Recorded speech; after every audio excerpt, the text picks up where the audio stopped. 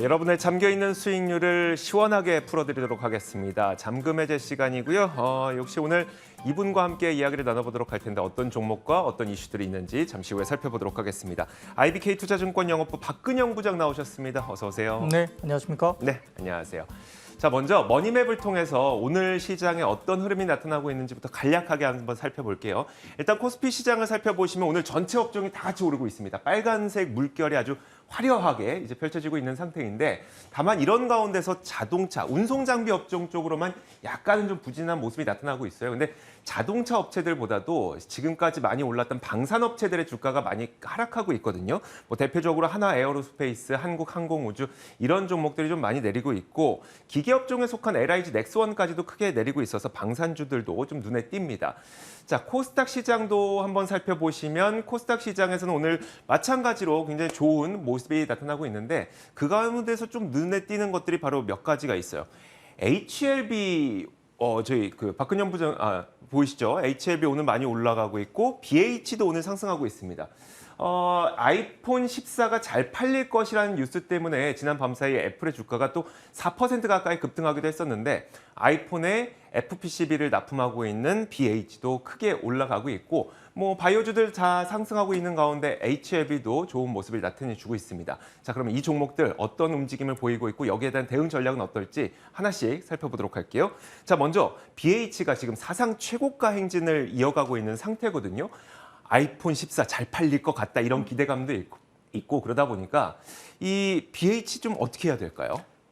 지금 이제 중국 쪽에 새로운 물건 관련해가지고 이제 판매량 관련해서 저희가 휴일 사이에 나온 데이터가 나오는데요. 일단 뭐 좀 받기가 좀 쉽지 않을 만큼 이제 좀 굉장히 좀 잘 팔리고 있다 이렇게 이야기되고 있고, 이 지금 새로운 어떤 재고를 받으려면 한 2주에서 5주 정도 걸린다. 그러니까 뭐 생각보다 IT 휴대폰 관련된 스마트폰 판매량이 6월, 7월에 별로 좋지 못했습니다. 월간 단위로 16%씩 이 출하량이 계속적으로 빠지고 있었던 상황이기 때문에 IT 부품에 대한 뭐 센티도 별로 좋지 않았고, 스마트폰 부품업체들이 별로 실적이 별로 좋지 않을 수도 있다. 그리고 재고에 대한 부담감이 역시 남아있다고 봤는데, 아이폰 밸류 체인은 조금 다르다고 봤습니다.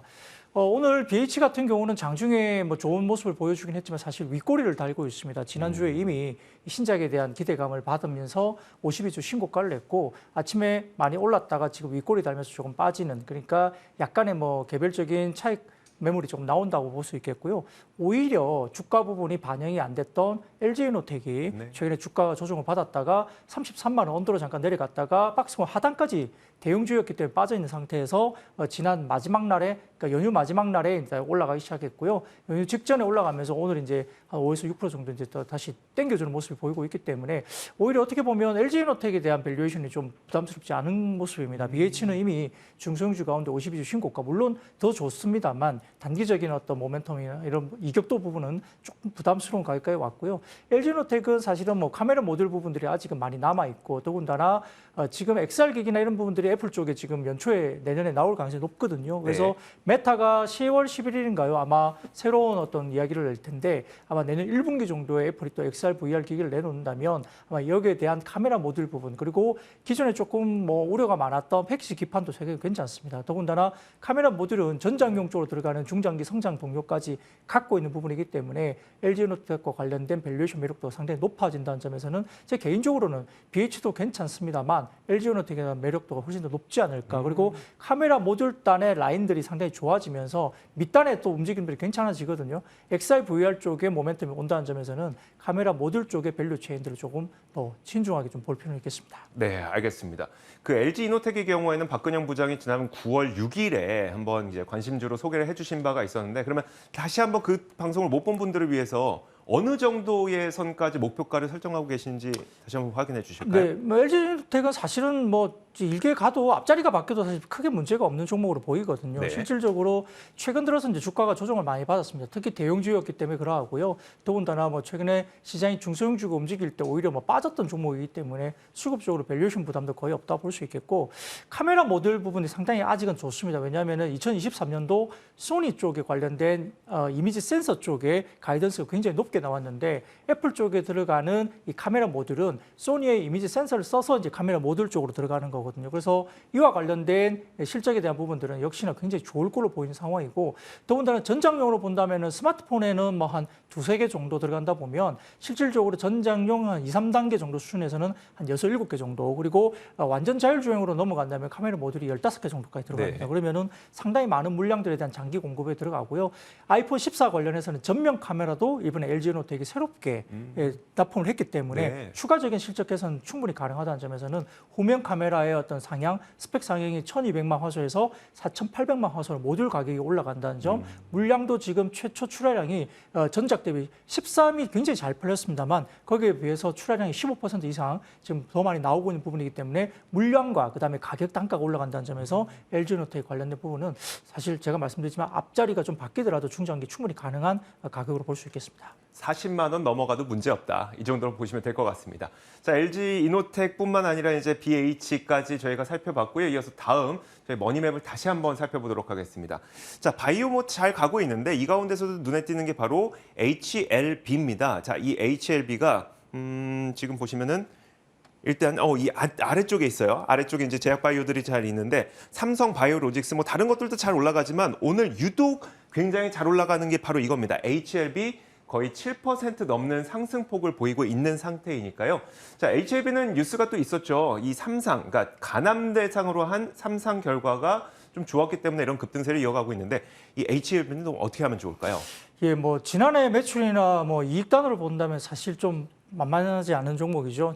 작년 같은 경우도 지금 영업 손실이 1,010억 정도 영업 손실이 났기 때문에 바이오 섹터가 그래서 좀 어려운 것 같아요. 뭐 주가는 상당히 좋을 수 있지만 또 손실이 나거나 뭐 수익을 못 내는 구간에서는 얼마까지가 적정 주가일까 이게 사실 나오기가 어렵기 때문입니다. 근데 최근에 이제 신약 개발이나 이런 부분에서 삼상 관련된 임상 긍정적인 결과가 도출됐다라고 이제 이야기 나왔기 때문에 결국은 신약 승인과 관련된 기대감이 이제 주가에 반영되고 있고 한미약품 관련해서 오늘 이제 관련된 쪽에 뭐 FDA 승인안 이런 부분들도 같이 연계가 되면서 사실은 제약바이오 쪽에 최근에 HLB 관련된 종목이 개별 모멘텀으로 더 많이 올라가는 모습이 보입니다.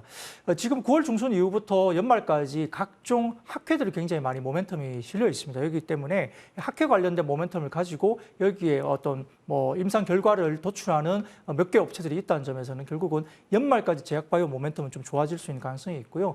다만 조금 이제 경계해야 될 부분들은 일단 기대감만 갖고 HLB가 많이 올랐다면 다소 단기적인 급등세에 대한 뭐 차익 실현은 충분히 나올 수 있는 구간이라 볼 수 있는 상황이고요. 두 번째로 최근에 미국도 지금 반도체뿐만 아니라 제약 바이오도 메이드 인 아메리카를 지금 또 표방하는 행정 서명을 또 한다 그러죠. 그래서 현지에 뭐 생산 공정이 있거나 또 뭐 기본적인 원재료를 미국 쪽에 관련된 관계된 국가에서 뭐 갖고 오거나 이런 부분이 있는데 여기에 따라서 뭐 삼성 바이오로직스를 포함한 일부 이제 여러 가지 신약이 아니라 이렇게 여러 가지 뭐라 그럴까요? 위탁 생산하는 이런 네네. 쪽은 사실은 한국 쪽에 위탁 생산에 공장이 있기 때문에 미국 쪽에 위탁 생산 공장이 없다면 또다시 이제 좀 부담스러운 국면이 될 수도 있습니다. 상대적으로 그래서 이제 삼성 바이오로직스 같은 경우가 최근에 주가 좀 빠지기도 했지만 이런 것들이 기회가 될지 왜냐하면 중국 쪽에 위탁 생산을 갈 수 있는 부분들이 이제 한국 쪽으로 반사이익으로 올 수 있다는 점에 어떤 코멘트를 하는 쪽도 있고요. 또 단기적으로는 아까 말씀드렸던 미국 현지에 공장이 플랜트가 없을 때 이런 부분들이 단계적으로 조금 피해를 입을 수 있다. 이런 부분들이 첨예한 의견 대립이 있기 때문에 어떤 쪽이 나올지는 잘 모르겠습니다만 아무튼 지금 자국 우선주의를 하고 있는 미국 쪽의 반도체뿐만 아니라 제약 바이오 쪽도 상당히 조금은 변수가 많습니다. 이 네네. 부분 때문에 단기적으로 주가가 많이 오를 때는 어느 정도 조금 차익 실현 부분도 나쁘지 않은 현금화 비중도 좀 늘리는 것도 나쁘지 않은 것으로 보입니다. 알겠습니다. 뉴스 모멘텀 투자 잘 하시는 분 아니고는 조금 접근하기 힘든 상태인 것 같습니다. 자, 이렇게 두 가지 종목 살펴봤고요. 그럼 오늘의 잠금 해제 종목은 무엇일지 첫 번째 종목부터 열어보도록 하겠습니다. 화면과 함께 보시면요. 신세계입니다. 회복의 항로라는 제목으로 신세계를 한번 준비를 해봤는데 키워드 한번 열어보도록 하겠습니다. 첫 번째 키워드는 바로 피크아웃 우려는 기우다. 쇼핑 계속된다. 네. 이런 의미겠죠?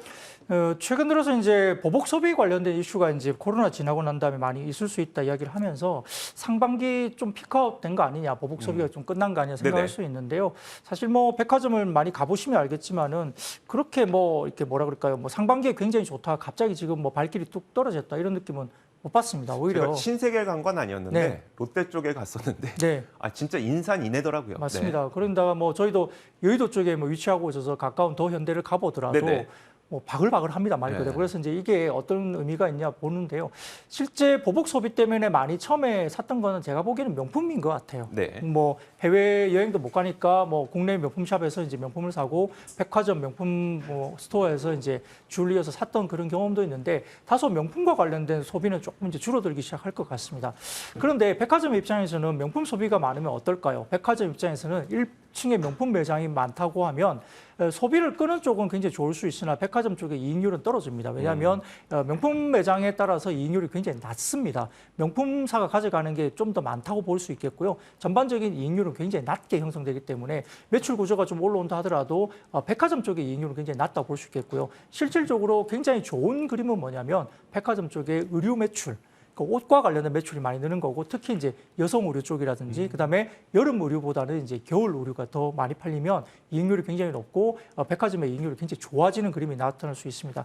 그래서 백화점 업태의 역대급 호황이 계속적으로 나타나고 있고 지표로 보더라도 지금 백화점 쪽의 점객 수라든지 그다음에 전반적인 매출 규모가 꺾이지 않는 부분들이 있기 때문에 피크아웃은 아직은 좀 아니다. 더군다나 여행 수요가 많이 늘어나죠. 좀 일본도 무비자 입국이라든지 개인 어떤 패키지 여행이 아니라 개인 여행도 일본 쪽에 좀 열어줄 수 있다는 이야기가 계속 나오고 있어서 그렇다면 해외 쪽에 뭐 아주 먼 거리는 자주 못 가더라도 동남아를 포함한 일본 쪽에 여행객이 많아지고 옷과 관련된 의류가 굉장히 잘 팔리고 있고 또 계절적으로 겨울로 들어가면서 의류 쪽에 성수기로 들어갑니다. 그래서 네네. 최근 같은 이런 소비를 봤을 때는 아직까지는 마진 상승이 좀 더 회복 국면을 계속적으로 갈 수 있다 볼 수 있겠고 더군다나 지금 신세계 같은 경우는 어디를 갖고 있습니까?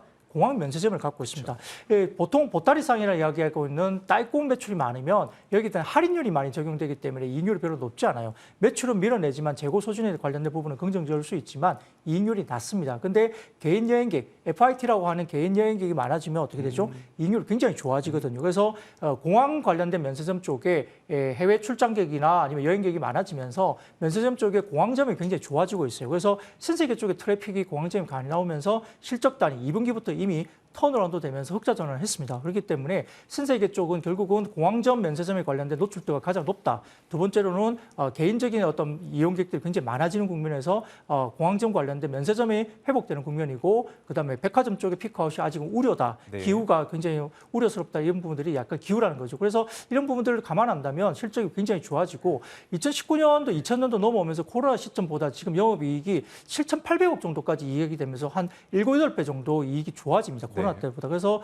역사적 밸류를 봤을 때 지금 본다면은 사드 보복 당시에 신세계 밸류에이션이 7.6배까지 급락한 적이 있는데요. 현재 내년 기준으로 본다면 신세계 밸류에이션이 5배 정도 수준입니다. 사드 때보다 좀 더 많이 빠져 있는 밸류이기 때문에 현재 주가 부분은 단기적인 지난주까지의 약간 흐름 때문에 밴드 상단, 단기 밴드 상단을 와서 다소 좀 주춤할 수 있는 가격 국면이지만 지금 이제 박스권 하단에서 인제 고개를 들었기 때문에 중장기적인 부분에서는 좀 더 끌고 갈 수 있는 종목이 아닐까 생각됩니다. 알겠습니다. 명품같이 이익률이 낮은 품목보다는 의류처럼 이익률이 높은 그런 품목들이 잘 팔리고 있는 데다가 면세점도 잘 되고 있고 또 여행도 계속 풀릴 것이기 때문에 좋은데 저평가다 라면서 신세계를 말씀을 해주셨습니다.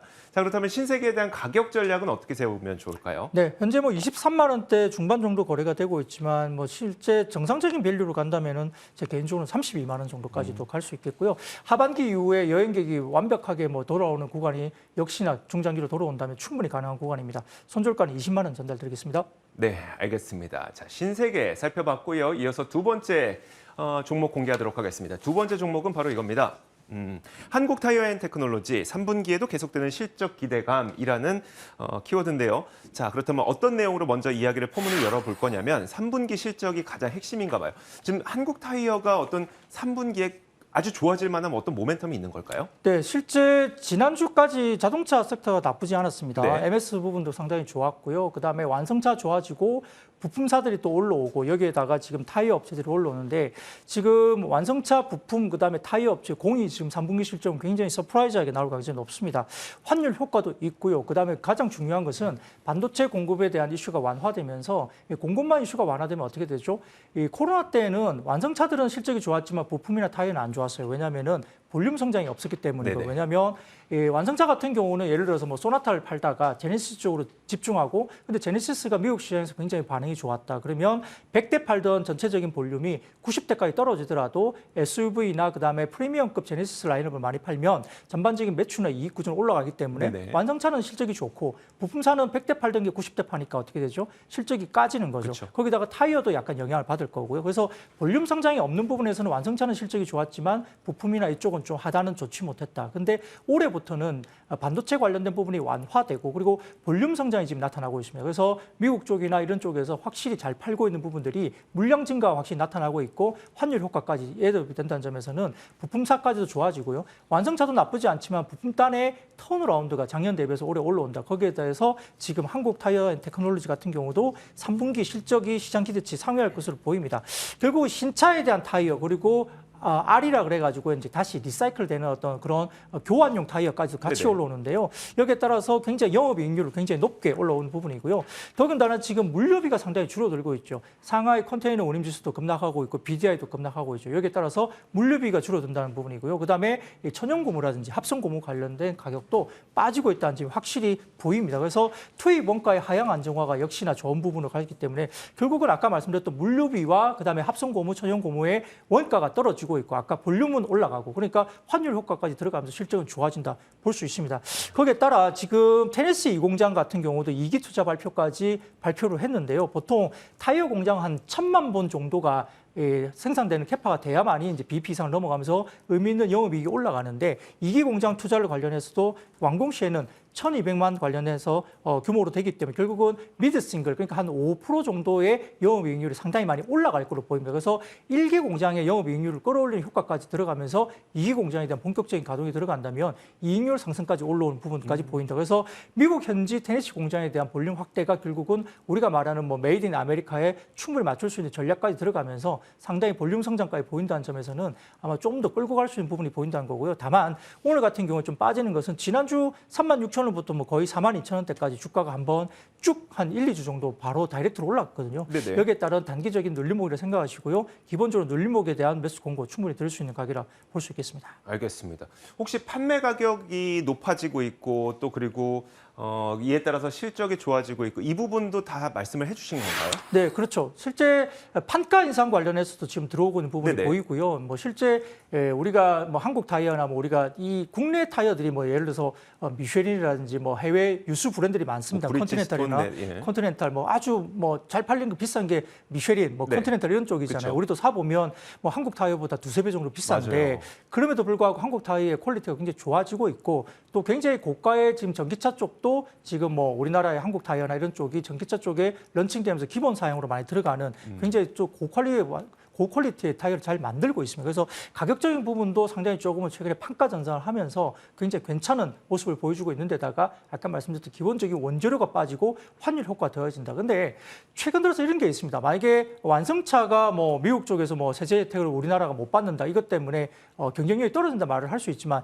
약간 변수가 있는 게 이거 환율입니다. 왜냐하면 지금 완성차 부분에서 프리미엄급 경쟁 모델, 미국 현지의 경쟁 모델들이 만약에 보조금을 받으면 7% 정도의 그쪽에 가격의 경쟁력이 생깁니다. 네네. 현지의 모델들이 그렇습니다. 근데 지금 원달러 환율을 본다면 지난 해 평균 환율보다 지금 거의 한 16% 이상 그렇죠. 환율이 올라왔죠. 네. 그러면 어떻게 되죠? 환율로 상쇄할 수 있어요, 가격이. 그러면 충분히 우리나라의 어떤 자동차들도 이 세제 혜택을 못 받는다 하더라도 가격 경쟁에서 떨어지지 않는다는 점이고요. 또 앞당겨지는 미국 현지의 생산 라인에 대한 어떤 일정 때문에 상당히 좀 대응을 할 수 있다는 부분에서는 그렇게 우려할 부분은 아니다. 그리고 최근에 잘 팔린다. 수요가 그렇다는 거죠. 그래서 실제 제네시스 라인업을 포함한 국내 완성차를 굉장히 잘 팔고 많이 찾고 있다는 거, 수요가. 그렇다면은 인센티브가 극도로 떨어지고 있고 MS가 12% 이상 전기차를 포함한 MS가 올라온다면 역대급 MS가 올라온다는 점에서는 실적단이 좋아진다는 점에서 사실은 뭐 완성차뿐만 아니라 부품단 그리고 타이어까지 다 밸류 체인은 상당히 좋다 말씀드리겠습니다. 마지막으로 그럼 한국 타이어에 대한 가격